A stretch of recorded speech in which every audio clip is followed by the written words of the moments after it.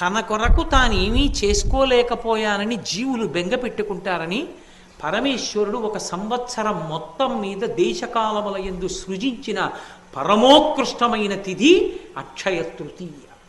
దాని పేరే అక్షయ తృతీయ. అది ఒక్క వైశాఖ మాసంలోనే. ఈ అక్షయ తృతీయకి గొప్పతనం ఏమిటంటే, ఈ శరీరాన్ని విడిచిపెట్టి జీవుడు ఇంకొక శరీరానికి వెళ్ళిపోయినప్పుడు కూడా చేసిన పుణ్యాన్ని అనుసరించే ఇస్తారు. కర్ణుడి యొక్క కథలోంచి వచ్చింది అక్షయ తృతీయ. అక్షయం అంటే అది ఖర్చు అయిపోవడం ఉండదు, ఆకలి తీరాలి. ఏ జన్మలో ఉన్నా నాకు కడుపు నిండా అన్నం దొరకాలి, నేను నలుగురికి పెట్టుకోగలగాలి అనుకున్నవాడు అక్షయ తృతీయ తిథి నాడు బ్రాహ్మణుడికి స్వయం పాకం ఇచ్చుకోవాలి. అంటే కసిని బియ్యం, ఏదో 2 దుంపలో 2 కూరగాయలో కాస్త చింతపండు 2 మిరపకాయలు ఓ పండు తీసుకొచ్చి ఇస్తారు. స్వయం పాకం ఇచ్చుకుంటే జన్మ జన్మాంతరముల యందు కడుపు నిండా తాను తిని తన చుట్టూ ఉన్న వాళ్ళకి పెట్టుకుంటాడు. ఒంటికి బట్టకి లోటు రాకుండా నేను ఎప్పుడూ చక్కగా బట్ట కట్టుకుని ఉండగలగాలి అంటే దాని అర్థం మనుష్య జన్మ కావాలి. ఆ మనుష్య జన్మలో చక్కగా ఒంటి నిండా బట్ట కట్టుకుని ఉండగలగాలనుకోవాలంటే అంచు కలిగిన బట్ట పంచెల చాపు తీసుకొచ్చి బ్రాహ్మణుడికి దానం చెయ్యాలి. అన్నిటికన్నా దారుణమైన శాపం ఏమిటో తెలుసా జీవితానికి? నీరు దొరకదు. అందుకే చేసిన పాపం తరిమితే దాహంతో అలమటించిపోతాడు. శరీరం విడిచిపెట్టిన తరువాత ఉత్తర జన్మలలో కూడా కావలసిన నీళ్లు దొరికి హాయిగా దాహంతో కొట్టుకోవలసిన అవసరం లేకుండా ఉండేటట్టు చెయ్యగలిగిన తిథి ఒక్క అక్షయ తృతీయ మాత్రమే.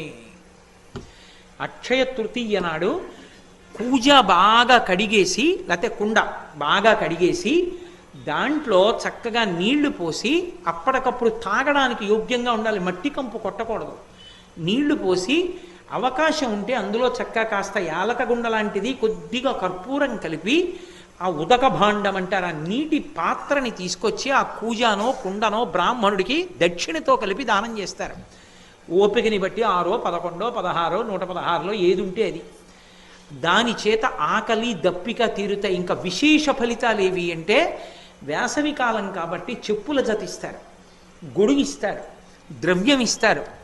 అక్షయ తృతీయ నాడు తప్పకుండా దానం చేసుకోవాలి. అది కూడా నేను మీతో ఒక మాట చెప్తున్నాను, భర్త వచ్చి దానం చేస్తే చాలు, కానీ ప్రయత్నపూర్వకంగా సువాసిని అయిన స్త్రీ, 5వ తనం ఉన్నటువంటి ఆడవాళ్ళు భర్తతో కలిసి వచ్చి చక్కగా బ్రాహ్మణుడికి ఇచ్చేటప్పుడు అథవా 2 జాకెట్టు బట్టలు పెట్టి అందులో పసుపు కుంకాలు పెట్టి ఇచ్చుకుంటే, ఇవ్వగలిగో చీర ఇస్తే మంచిది.